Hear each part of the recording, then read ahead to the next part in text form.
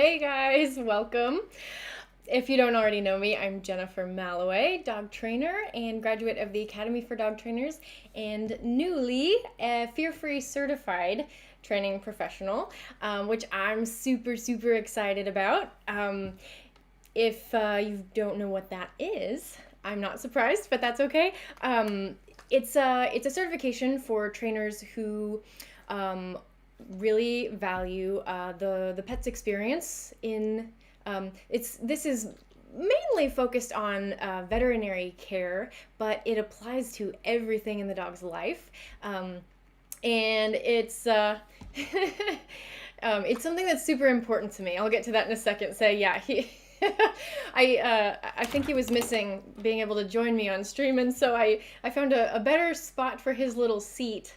Because when he was right up next to the desk, he had a tendency to climb on the desk. So that wasn't really working for me. So I put him behind me, and I get this little darling. Yes, hello. Oh. Hi Jesse. Hi Jason.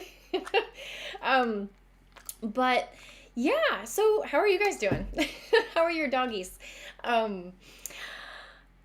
Yeah. This one's doing okay. We started a new thing this week because, as I've mentioned before, he can be a little reactive when he sees other dogs on leash, and we haven't been getting out much. Not only because there's nowhere to go, but the weather's been pretty crappy too. So, but I wanted to at least kind of like sort of passively work on that little behavior issue of his. So I started sitting out on our front little tiny patio thing. I'll bring something for me to eat, and I'll bring some training treats for him, and we just sit there and hang out, and he gets a little something until we see some people or a dog, and he gets into like alert watchdog mode. Hey Dorian, nice to see you. So yeah, so we've been working on that, and yeah, we have lots of stuff to work on, and I just remembered that January is National Train Your Dog Month, so it's perfect because there's been so many things that I want to work on with him, and you just can't do it all at once, but you got to start somewhere. So we're working on that, and I've got a lot of stuff to work on too. He's actually putting like quite a bit of weight on my shoulder. Like he's like pushing down with his muzzle, and it's really funny. Oh, I love him so much. Oh, okay, Jason, you'll be back. Yeah, so this fear-free certification I am super excited about because I've been training dogs for a few years now. How long has it been? Something like maybe 5 years, I want to say. Yeah. Oh gosh, time flies really. But yeah.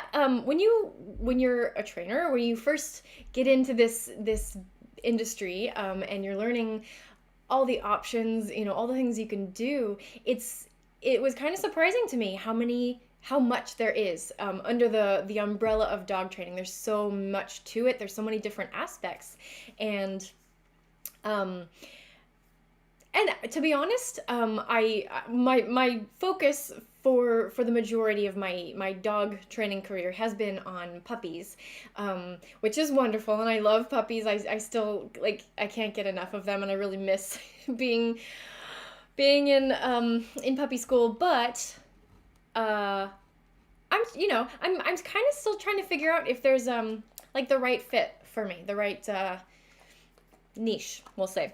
But one thing I know is just over these past few years is that the topics I seem really drawn to are helping dogs have a voice, and especially dogs who are a little maybe more timid or shy or nervous or scared. They get labeled all sorts of things, but helping them to gain confidence and be able to express themselves and work cooperatively with their humans. It's such a cool thing for me to watch. And so I get really excited about it, and this is why I'm really excited about the whole fear-free certification, because that's another thing that I learned about the dog training industry, is that it is entirely unregulated, which means that anybody can call themselves a dog trainer and take money from you to do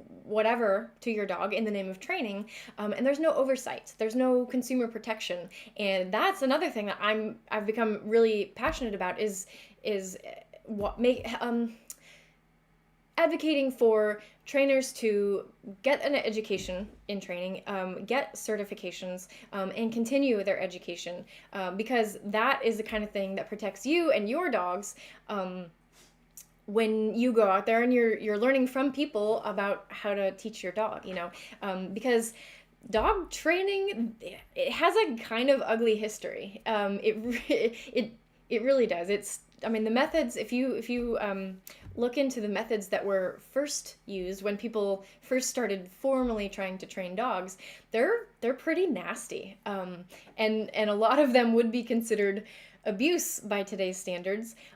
Some of them I would consider abuse, but they are still allowed. They're still legal, as long as you call it training. And so that's a thing that I've become really passionate about, is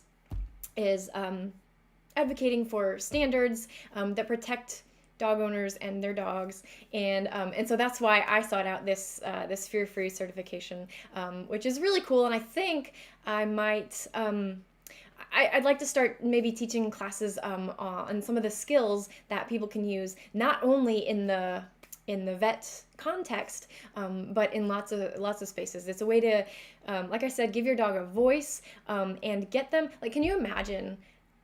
I don't know if you all have dogs, but it's probably been a while since you've been able to go into a vet office, but I'm sure that you've taken them before, and or tried to do any kind of grooming at home or even at a groomer, these kinds of spaces. Can you imagine? Jason says there should be higher standards. There really should, and it's unfortunate that there's no there's no oversight, like I said, but as the consumer, we can tell you, well, there are trainers out there who voluntarily go out and seek a high-level education. They seek these certifications, and you as the consumer, if you were to hire someone to teach you or to work with your dog, you can ask for that. And it's like I said, it is by no means required, but I think that any professional dog trainer really should be seeking out these things. Say says grooming at home equals messy and chaotic. Yeah. So this is really fun, and oh my gosh. Okay, so can you imagine doing the grooming at home, or taking your dog to the groomer or the vet, and whatever procedures need to be done, your dog not only allowing it to happen, but being a voluntary participant? Can you imagine them hopping up onto the grooming table, or offering a paw for their nails to be trimmed?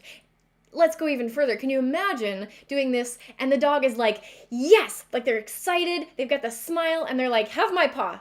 Do the nails, please, please, please, please do the paws. And they get that jazzed about it. Does that sound like a realistic expectation? Because it can be, and that is what I'm talking about when I say this stuff can be really, really cool. That if given the time and the proper training to get there, dogs can absolutely be that enthusiastic about whatever you have to do to them. It's the same type of training that they do with zoo animals, when they have to have a medical procedure done, blood draws, getting injections, stuff like that. Some of that stuff is inherently unpleasant. So maybe not with the blood draws and the injections, they're not going to be like, yes, but they can absolutely voluntarily, go onto the vet's table, stand there calmly while the injection is done, and then be done with it. That is, Say says, crazy talk, Jennifer, crazy talk.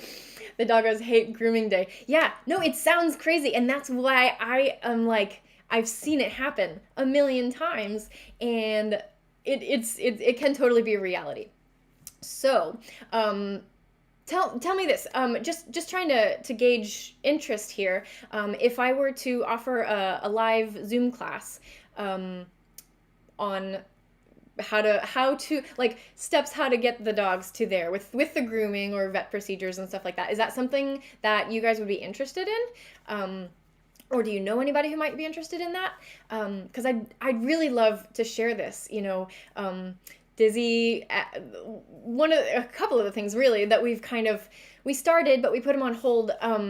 But I just think it's so cool, and I think it's wonderful for the dogs, to have a voice and a choice in all of this stuff. Because the cool thing is that when you give them, when it's voluntary, when you say, okay, I'd like to trim your nails now, what do you say? If the dog has that option, more often than not, they will say yes. It's like, it's like if we're like, okay, I have to trim your nails, I'm gonna like, I have to restrain you and hold the paws, and we're gonna get this done, they're gonna fight it, of course. Like, I mean, has there ever been a time when someone has like forced you to do something and you're like, yeah, this is great? Like, that never feels good. And for dogs, it's exactly the same. It's almost just as long as we give them a choice, they'll go along with it. Okay, all right, as long as I have the right to say no, fine, take my nails.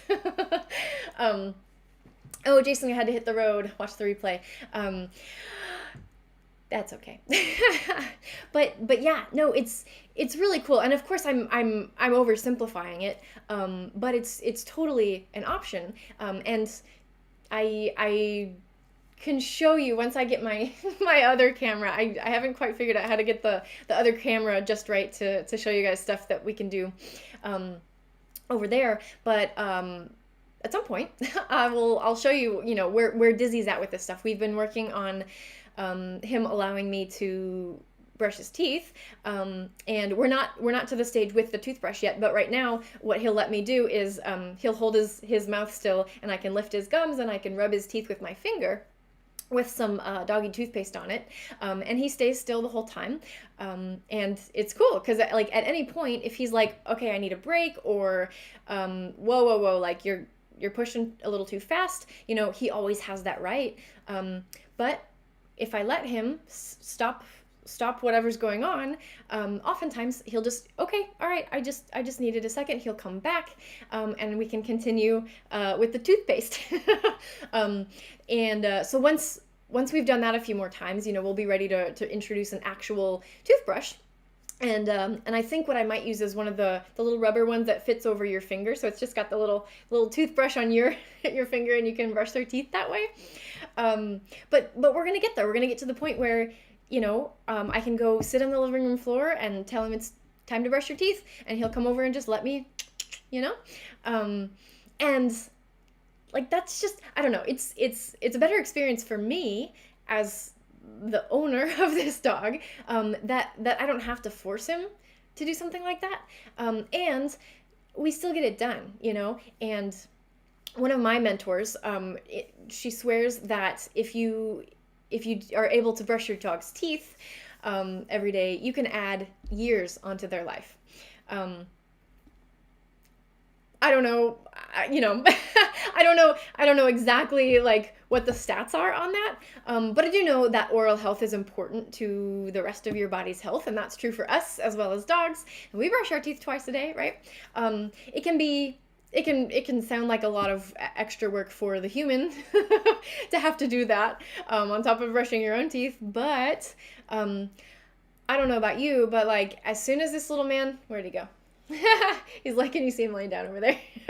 As soon as he came into my life, it was like already I'm having those panic attacks. Like, you can never leave me. You have to live forever. I mean, I love this dog so much that like I would do almost anything to extend his lifespan, which includes getting him to the point where I can brush his teeth. It includes taking him to the vet regularly. It includes paying way too much for dog food, but he's amazing, and it's, I don't know. I have quite a few friends actually who lost dogs last year, and it's just so devastating. And so, yeah. So anyway, I'm gonna get all emotional. But yeah, so teeth brushing, nail trimming, fur brushing, these are just some examples of stuff that we have to do to our dogs, and it can sometimes it can be unpleasant if we don't introduce them to it in a way that is acceptable and then teach them to love it. But you can, and I think it's so cool. It ends, the result is really beautiful for the dog and the owner. It's less stress for the person, it's less stress for the dog, and that's another thing, that the less stress they're experiencing, again, the longer their lifespan, because distress is damaging, right? So yeah, so this is just like some of the things that I'm really, really passionate about. I'd love to teach people more of that kind of thing. So yeah. Let's see. So, that is why, yeah. This all goes back to why I just got this certification, this fear-free certification. So if you are ever in the market for a trainer, I do highly recommend that you ask about education, certification, any credentials, and this is the one. I can show you the logo of the one. Da-da-da-da-da. That is what the Fear-Free logo looks like. And so if you see that, that's a really good certification to have. It's by no means the only one, but it's something that if you're gonna entrust the care and the education of your dogs to someone, you want to make sure that they have a really solid background. Speaking of which, those of you who are still watching, have you ever worked with a trainer? Even if just maybe puppy class or manners class or anything like that. Do anybody have that experience? Because I hadn't. My family had multiple dogs when I was growing up, and I don't remember us ever. I don't even know if we did like classes. Certainly didn't hire a trainer. So this is kind of, I mean, it's not new now, but when I first got into the field, and I'm still learning a lot about the dog training field. Of course, there's always more to learn. But yeah, it's looking for those certifications. That's all. Jesse says, you lost a 12-year-old female lab last year. It was hard. God, last year was so, I mean, it was a bad year for all of us, but I'm kind of blown away by how many people I know who lost dogs last year. I mean, and it was supposed to be it was such a good year for dogs too. I mean, and I'm sure that it was, in that they got to spend so much more time with you in her final months. I don't know how long it was, but I'm so sorry. Losing a dog can feel harder than losing a human in some cases, that's really rough. And I know how you love your labs. So, what was her name? Oh my gosh, yeah. So that's, so Jesse, you've still got 3. Did you have the puppy before you lost the 12-year-old? Or did you have 4 at one time? Because I've got a few people who have been watching over the past few weeks who have, like, not just 2, not just 3, but like 4+ dogs, and you guys impress me. Like, that's a lot in a household. It really is. But I'm curious to know. So this is where I want to go now. I was thinking today I wanted to talk about like what you look for when you're planning to bring a new dog home. And so you guys who have 2, 3, 4, and maybe more dogs, what's your thought process? Like do because sometimes, and I think this is really magical when, like, a dog just kind of somehow comes into your life, which is what happened with that guy, with Dizzy. And that can be really cool and really special. But a lot of times it's the other way around. A puppy came after. Okay. Yeah, a lot of times it's the other way around. You know, you're active. You're like, we want to add another dog to our household, and we're gonna look for the one or not the one, but a right one, because there can be many ones. So what do you look for? You know, Jesse, clearly you wanted to get a puppy, and I'd be willing to bet at least a couple of your others came to you as puppies as well. What about, Say, are you still here? What about your beagles and and poodle mixes? Did they come to you as puppies? Did you seek out another dog each time to add to the household? And regardless of how that happened, were there things that you look for when you're, like, criteria that you have for deciding when a dog when a dog is the right fit for your household? Because on Wednesday we were talking about breeds, and let me come back to that comment, Christopher. Wednesday we were talking a lot about breeds and the different ways that they get categorized and things. And when I'm doing research on a particular breed, there's like things that they list. You know, it's a lot about the size and the lifespan and the grooming and energy level and ease of training, we'll call it.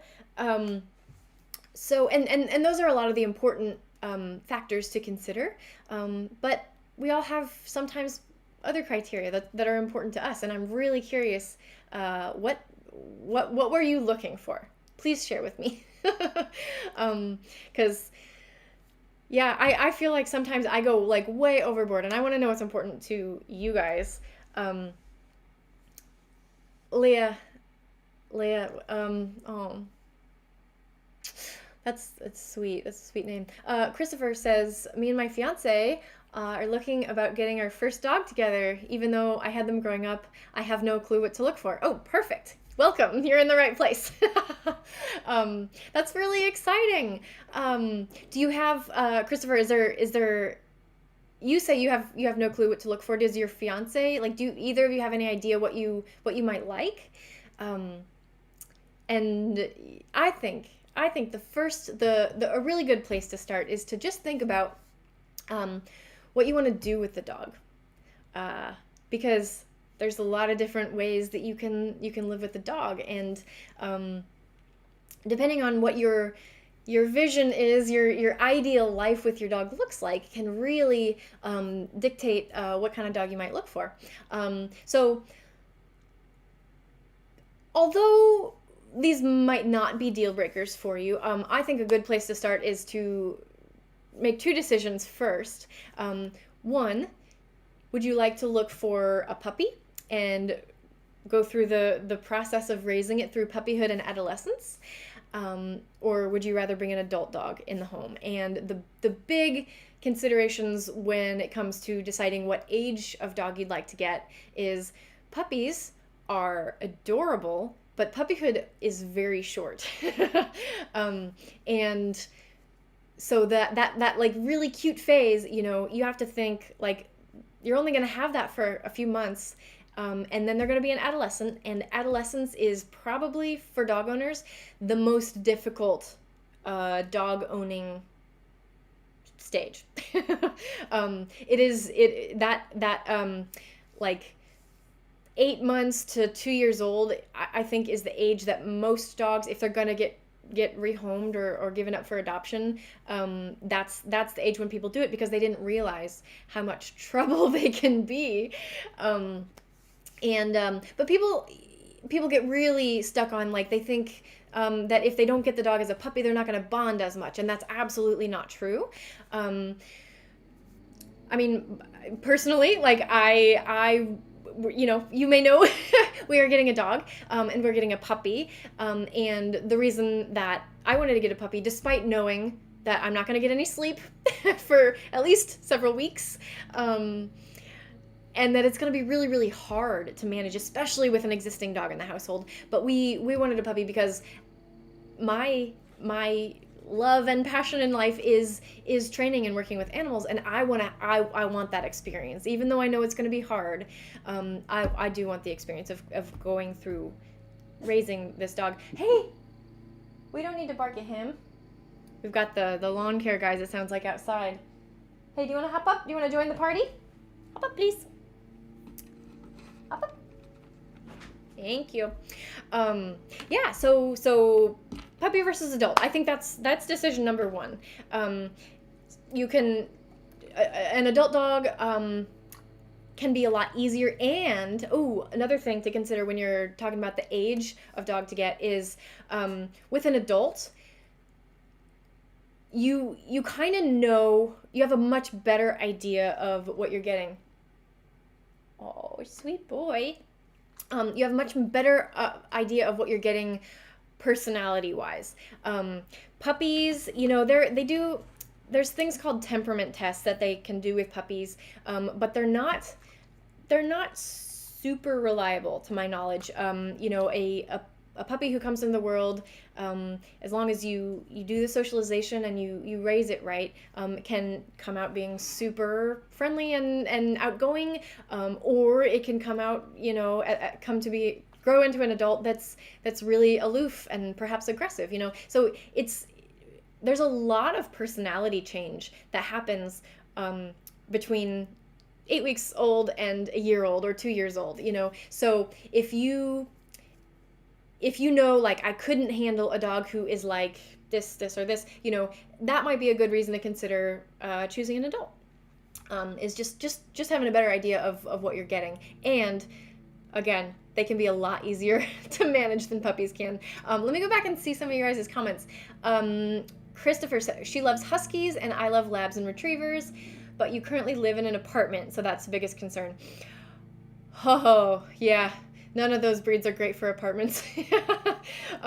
But I would say if you're not going to be moving and you had to choose from those three breeds, I would definitely go either Lab or Retriever over the Husky. Huskies are not good apartment dogs. Or if you get a Husky, choose an adult who is like really calm. But yeah, ooh. So another consideration when you're choosing a breed is their energy level. I think after deciding what age you'd like, choosing a dog, an individual dog or a breed, if you're going puppy, who has the energy level that's going to fit your lifestyle. So if you guys are avid runners and you want a dog who is going to run with you like miles a day per se, then maybe a higher energy dog would be a really good choice. Whereas a dog like a Cavalier King Charles Spaniel would be terrible if you're a runner and you want a dog to run with you. And knowing your living space also, like, very energy level can be a really good consideration. Not always about size. Smaller dogs, there you go. Smaller dogs aren't always the best fit for apartment living. You can get a really big dog, because there are big dogs that are much lower energy than some of our smaller companions, that could be great fits for apartments. So I'm not considering size really when I'm talking about what's a good apartment dog. It's really more energy level. And you can get, I don't want to totally rule out Huskies for you entirely, but Huskies tend to be extremely high energy, and they're often breeders and rescues will say they're not great first-time dogs. Not great dogs for first-time owners, because they're trouble. They can be. I don't even like to use the word the label difficult to train, because any dog can be trained, and I don't want anybody to come away thinking that any one breed needs a different style of training, because that's absolutely not true. But they can be harder to motivate, and motivation is what matters when it comes to training. You have to have stuff that they want more than the stuff that the environment can provide when it comes to training. And Huskies they find a lot of gratification in the environment, and so it can be hard to compete with, and that's why they can be a little bit more difficult. That and the energy level. Your fiance would love to raise a dog, so thinking puppy. She's an animal lover to the point she thought about going into the field. Oh, cool. And we were just talking about the field. I don't know if you were here in the beginning, but there's a lot of different things you can do in the animal world. There's even a lot just in the dog training world. So do you know what she would have done? Because when I was growing up, you know how, like, when you're a kid, everybody has like that thing that I'm gonna grow up to be a whatever. Like, I thought I was an animal lover from childhood too, and I thought like the only job you could have that works with animals is a vet. Boy, was I wrong. Thank goodness, because I'd be terrible with having to do the medical stuff myself. But training fits me so much better. You know, I love behavior science is just fascinating to me, and I love getting that cooperation from dogs. Like I said, it's so cool. It's so rewarding. And I think it'd be really cool to just be the person who works alongside the vet.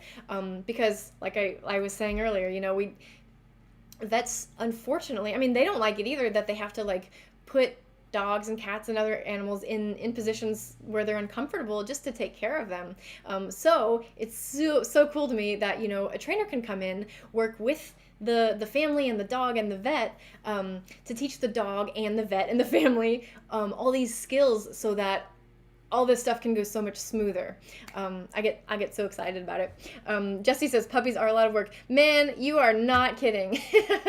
And we got a story from Say. Cool.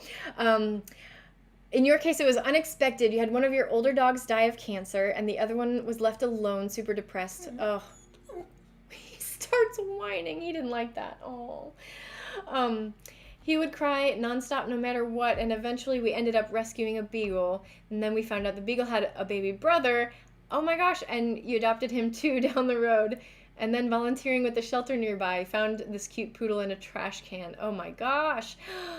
Met him and fell in love and took him in. 1 year after, there was this puppy in the shelter nobody wanted because he was sickly, so eventually you did, and that was your second poodle adoption. Holy moly. Okay, so they kind of just came to you. I think that those stories are so cool. Yeah. I don't know, like to be honest, this is, like I said, Dizzy kind of came to me in a weird way, but but I'm happy with it. And going through the process of like finding a breeder, or choosing a breed, finding a breeder, deciding, you know, if it's the right dog. Like, I'll be honest with you guys, it has stressed me out so much. And I don't know if that's just because I'm a super anxious person in general, or because I feel like I know too much and I'm so afraid of making the wrong decision. But like, ever since we decided to bring this puppy home next month, like, I'm not sleeping. I'm having like panic attacks. I'm like, oh, it's bad, and I should be excited. It's a freaking puppy, and it's gonna be adorable. But I don't know. So in some cases, like when they just come to you, it can be better. It was better for me. So, but that's really cool. I'm like, all your dogs sound like they're so lucky to have found you. Oh, I missed this part. Basically, the dogs you have nowadays are because they were going to be moved to a high-kill shelter after being puppy mill rescues. Oh, God. Kind of unexpected, and yeah, a lot to handle, but I love them so much. I can tell you do, and like I said, I think they've got to be so lucky to have found someone like you to take them and give them a home. Also, don't apologize. It's okay. This super long story, I love it. I love to hear about, you know, your life and your dogs. Say you actually brought up a really good point for Christopher and anybody else who might be looking for a dog, is don't support puppy mills. It sounds so obvious, but they're sneaky, and they've gotten sneakier. So Okay, let's go back and review. So we have what age do you want a puppy or an adult? Consider the energy level and the activities that you want to do with that dog. Number 3, I think we're on number 3, is consider where to get your dog. Now, if they come into your life and you feel like this is it, great, that's wonderful. But if you get to choose, if you're like actively seeking out a source for a dog, people don't, yeah, puppy mills, like we can I should make like a little flow chart. You can go rescue or shelter, or breeder. We'll use those little umbrellas first.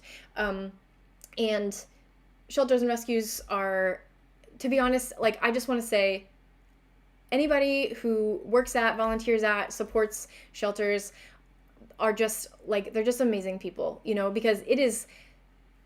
I volunteered at a shelter that I kind of started there at the same time I started dog walking. That was how I got my start into the whole world, the whole field, and it can be really hard. It can be emotional and difficult to just see dogs given up, see dogs having to be lose their homes, have to see them be stressed in the shelter environment.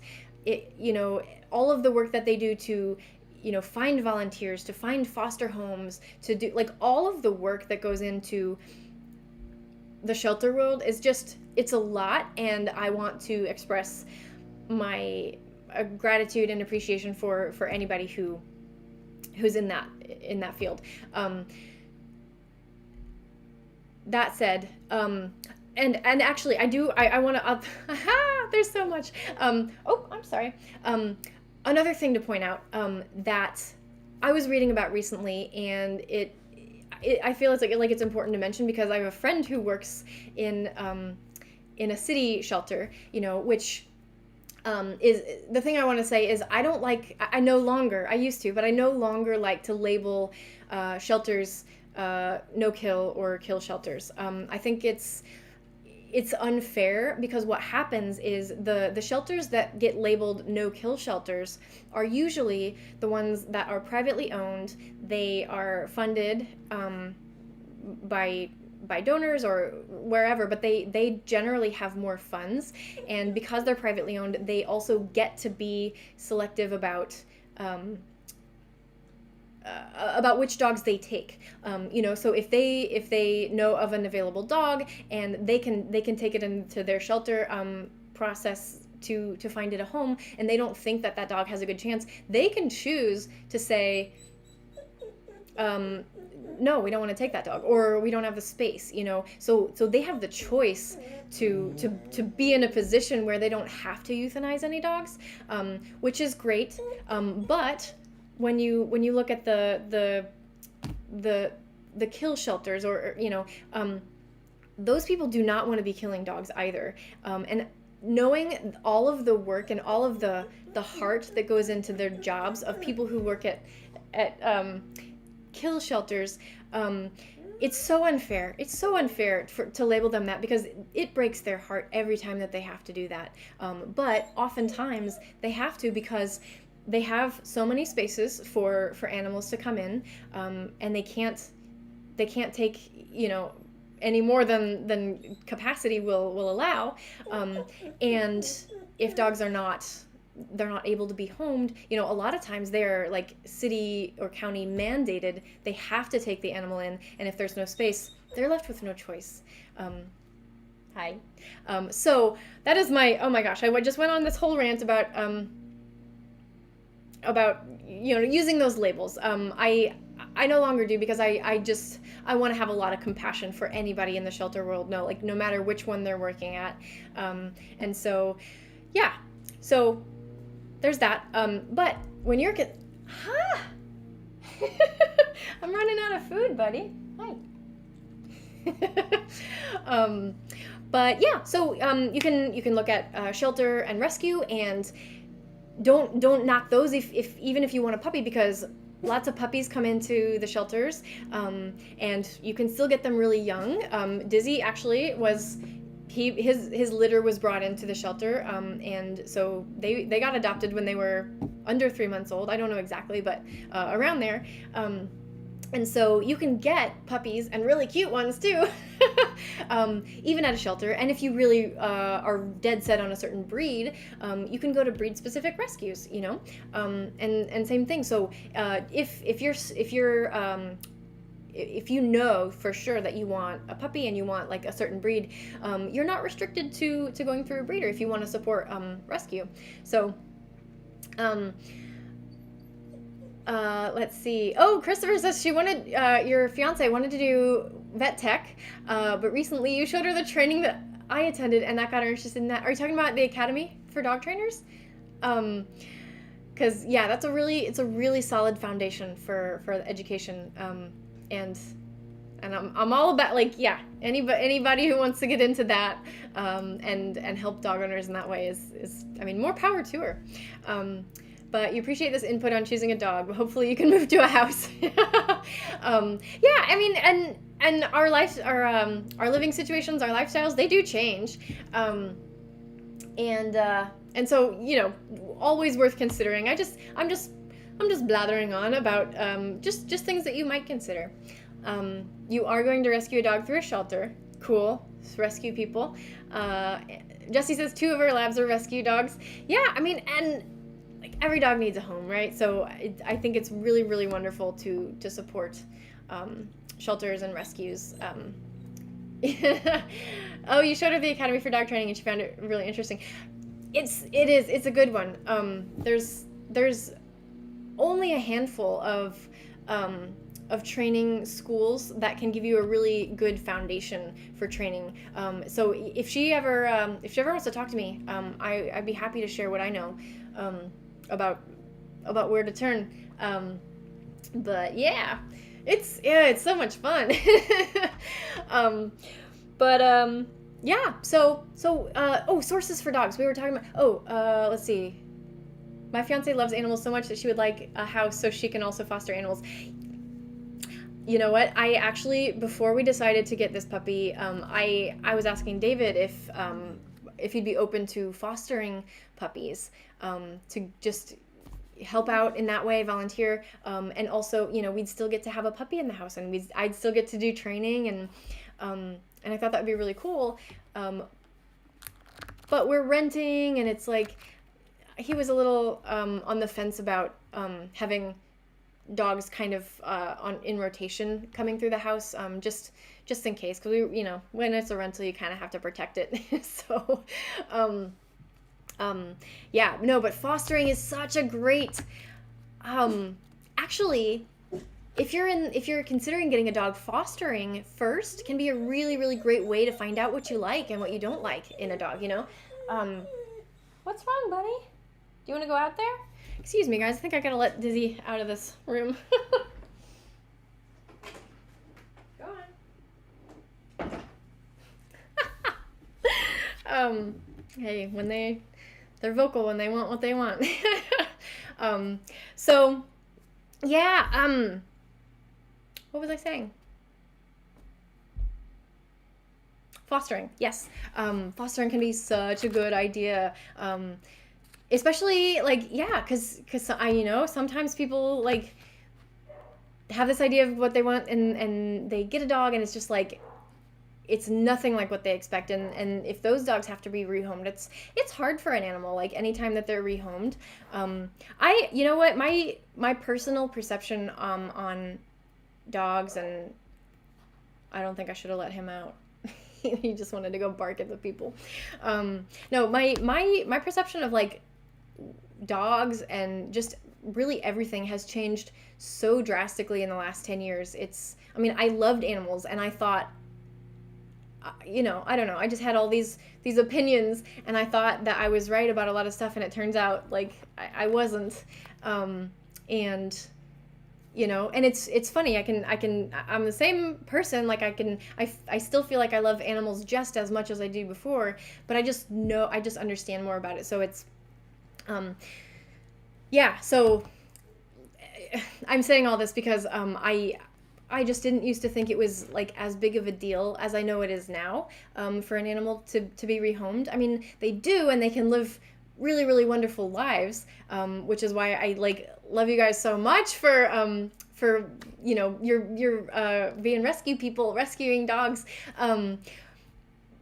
But I just didn't know. I just didn't know it was like so hard for them, before. And so that's why, if anybody who's considering getting a dog, like I want to talk through this stuff with you so that you have a better idea of what's going to be the good fit for you.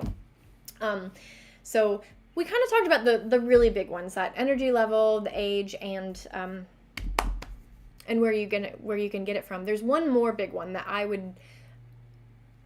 that's important to me, and this comes from my experience working with puppies these past few years, and that is I haven't decided how I want to label this, because I want to call it like friendliness. Like, everybody thinks that they want a really friendly dog, but I could also call it like the fear factor, because they're kind of two sides of the same coin. So, and this is kind of what we got into on Wednesday a little bit, about how like certain breeds are intentionally bred to be to grow into dogs that are more aloof, or dogs that are more gregarious. So like, Christopher, you're talking about your labs, your Goldens, tend to be very naturally outgoing and friendly. That's not to say that every individual lab and every individual Golden will be, and certainly their experiences in their first 4 months of life have a lot of impact. That's true of any individual dog, but a breed can be just have a higher likelihood of being a certain way. And I know lots of people who are getting a dog because they want it to be like a deterrent. They want either a guard dog to kind of protect their home, or some girlfriends who are still single, they're like, I want a dog who's gonna keep people away because we run at night, that sort of thing. And so they might be drawn to a dog who looks scarier, but you don't need a dog who like is fearful themselves, right? And a lot of people don't know that the dogs who like bark at strangers, that often comes from a place of fear. It doesn't have to be trained. The dog just, as they grow into adulthood, like that's just the genes expressing themselves. That they are born to be more wary of strangers, and it can be a deterrent. And if that's what you want, great. But you have to understand that like that also makes it hard for you to have friends you haven't seen in a while come around. If the dog doesn't know them well, it's hard for the dog. So when you're choosing a breed, and Chris, I don't think you have to worry about this so much, considering the breeds that you're interested in. But other people, like German Shepherds are really popular, and they're among the breeds that tend to be more. I hate labels, but just for simplicity's sake, either fearful or aggressive or aloof or just not good with strangers. And that's not to say that a German Shepherd can't be friendly. Of course not. And it's not to say that he's barking. Can you hear him? And that's not to say that a retriever or a lab can't be very unfriendly. You're saying you had a retriever lab growing up that was not friendly to guys, and we figured it was because the previous couple that had her, he was on an oxygen machine and it scared the dog. Yeah, I mean that's the sort of thing that absolutely can scare a dog. That's a really good thing to consider. Like, so Christopher, if/when you get a puppy, come back and let's talk about socialization, because while I'm going to assume that no one's on an oxygen machine in your house, there's lots of stuff that dogs, like, it's a cliche that they're afraid of, like vacuums, that if you can socialize them to it, and then they won't have any problems with vacuums. Dizzy is super chill when I have the push vacuum, but we got a what's the little robot? The we got like a Roomba. It's off-brand, but we got one of those types of vacuums, and he like freaked out the first time. And we've done a little bit of work, and he's used to it now. But that introducing them that to that sort of thing can go a long way towards making sure that your puppy grows into a very confident, friendly adult dog, which is what we all want. I really think at the end of the day, we do want a friendly dog. You can hear Dizzy. You need David to give you a more directional mic. Yeah, I have, you know what? I have a lot to learn about the whole the whole live streaming setup. But you know what? I had a different mic, and David took it back for some reason. He switched it out for this one, and who knows why. But so yeah, so we talked about like some big things that to consider when you're getting a dog. Some other things might be grooming requirements.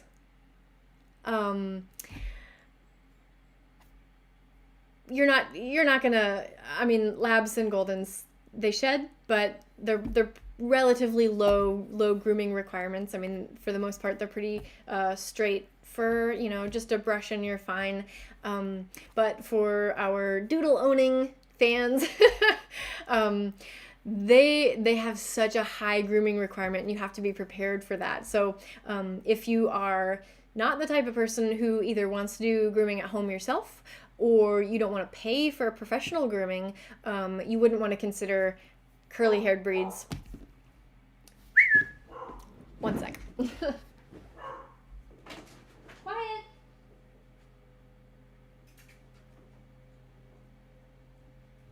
Papa?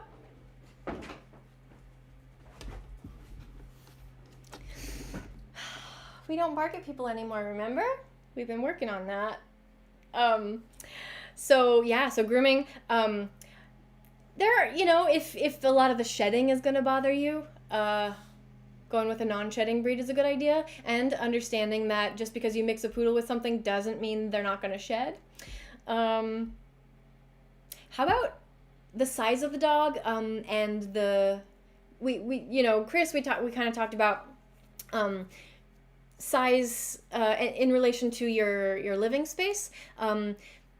Can matter a little bit, but it's energy that matters more. But when size comes into play, it would just be a consideration of cost, right? The bigger the dog, the higher the cost. Usually, like, everything just costs more with bigger dogs. You know, you have to buy the bigger crate, the bigger beds. The food is going to cost way more. Just things tend to cost more because you have to get bigger things. And one of the reasons I wanted a small dog, not the only one, but just considering that cost factor. What else?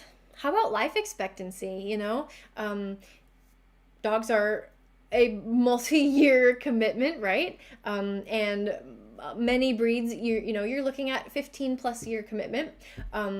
If that feels too long, there are breeds that have shorter lifespans, or if you're looking at breeds that have the really short lifespans, like only 7 and 8 years, that can be really hard.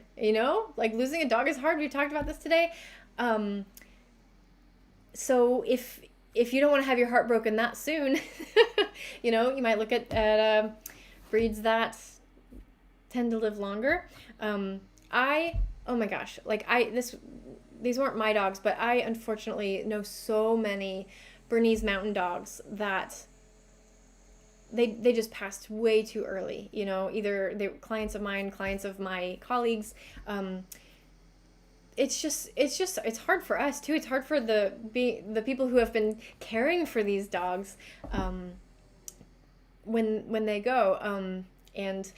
So considering not just life expectancy, but health concerns. Like certain breeds are prone to more or less serious health concerns, and it just breaks your heart, when things go wrong like that. And so choosing a a breed that has fewer health concerns. Just something to think about. Of course, if you're gonna get a mixed breed of any kind, like you're not gonna know as much about the health background of a dog. And so it's a gamble. It's always a toss up, really, like no matter where your dog comes from. But we'll put it on the list anyway. Just things for people to brainstorm about when you're looking at choosing a dog. And then we kind of touched on this earlier is ease of training. If you are, especially if you're a first time dog owner, when they say, like, when you're Googling and doing research on the types of dogs that you might like, a lot of times these websites will say, like, not great for first time dog owners. Don't take that lightly. Because it I don't know, it can really affect, like, how frustrating it is to get the dog to behave the way you want. Like I said, you can get training done. It just might require either more of your time and energy and willingness to learn the skills necessary to train a dog like that, or the monetary resources to pay someone to help you. If it's one of those dogs who can be a little trickier to train. Chris, I think you're on the right track with your labs and goldens. I think they are so popular because they're friendly and they are lower grooming requirements, and they tend to be easier to train in that they're bred to work alongside humans, and so those behavioral traits have come along for the ride. And in today's world, they're still, like, they look to us for direction. That's not to say that they're easy. It's not to say that they are actually easy. It's just that they're easier than, say, your huskies. But you've got someone who's interested in training and behavior, and so maybe she would be into figuring out what it takes to train a husky to the same level that you would get a lab or a golden. But trainability it's no joke.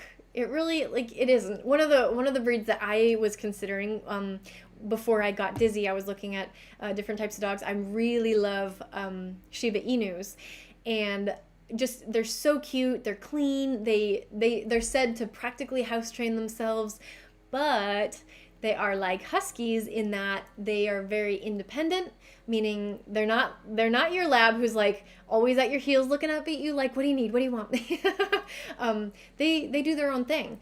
And so to get them to, like, want to work with me, I would have to do a lot extra. And I think I'd still love to have one day. But at the same time, it's like, when I'm working with dogs, with client dogs, sometimes it's nice to come home and have an easy one, and a guy who's really easy to train. So that's what I was looking for. Oh my gosh, this guy, you guys. So where he came from, he was in a puppy class that I was teaching. He was a student of mine, and the family that owned him before was mom and dad and 2 young kids, and most of the classes it was the dad and the daughter who came, and she was like 3.5 at the time, I think, and it was the absolute cutest thing I've ever seen to see. Like, he was just so great, so food motivated, and he'd be sitting there, and he'd be sitting and the little girl would be standing, and they'd be the same height, and she was, like, asking him to sit and do all the things, and he just listened so well, and she was such a good little trainer that, like, I mean, I think that was part of the reason I just fell for him so much. And I fell for this family too. Like, I love them, and we keep in touch. The family who rehomed Dizzy with me, wonderful people. Sometimes it just isn't the right fit, but yeah, like that's much less likely to happen with certain, much less likely to happen with some breeds, maybe like a husky or a Shiba, so, hi. Oh my goodness. You need so much attention. Yeah, so just trainability, keep that in mind. if you're looking for dogs. But yeah, I like talking through this stuff with people. So thanks for letting me. Hey, that's mine. Letting me use you as an example, Chris. Oh my gosh, all right. So this is what happens, you guys. If you have a dog who's got a lot of energy, it just means that they're gonna be like this. They're gonna be needy. They're gonna need you to provide a lot more exercise and enrichment to work their brain so that they're not driving you crazy when you have to work. Or you have to live stream, or that's really what that means. He's such a nut. But that's what I got, I wanted a high energy dog who wants to train, but it means I have to balance out, I got to do extra, I can't just leave him to his own devices every day. I have to make sure that he gets his needs met for his mental stimulation and his energy outlets, What do you want, buddy? Hey, Dizzy, jump. It's a really cute trick he does, but we haven't done it when I'm not facing him, which would be really, really cute to work on. Maybe we'll do that today. Huh? Can you chill? Oh, just a paw? Anyway, no, Chris, I thank you so much. I appreciate your support. I really do. But yeah, I guess I'm gonna have to go entertain this little man. But yeah, you guys have a great weekend. Oh my gosh, it's Friday already. Again, the weeks fly by. It happens. But yeah, we got some fun stuff to talk about next week too. So hopefully I will see you then. And let me know. I mean, you didn't say that you were